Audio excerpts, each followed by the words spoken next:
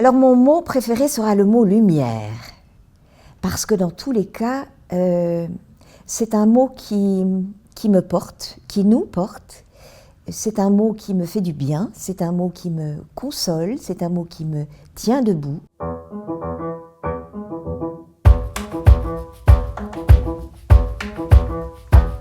Marraine, c'est une responsabilité. Et les responsabilités me plaisent beaucoup. Et j'avais lu, en fait, pour ce festival déjà à 3 reprises, et j'ai pu constater qu'il était très fréquenté. Pour moi, c'est un peu la fête des auteurs et des autrices. Voilà, et je pense qu'on a besoin en ce moment d'avoir du sens et de l'intelligence.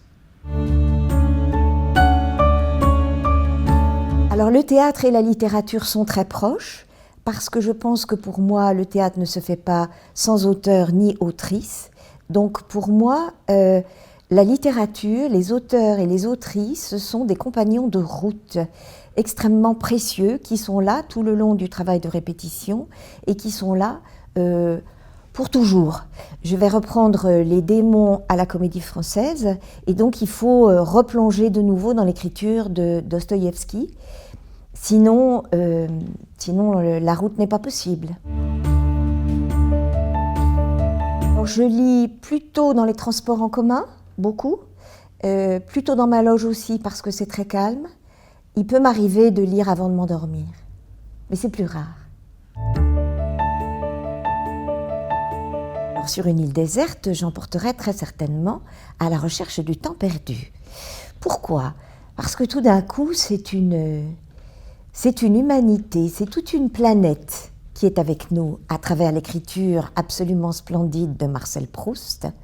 Je ne pensais pas être attirée par cet auteur et par cette littérature, et je l'ai été terriblement, je dirais, grâce à Christophe Honoré et grâce au travail que nous avons fait à la fois au cinéma et au théâtre.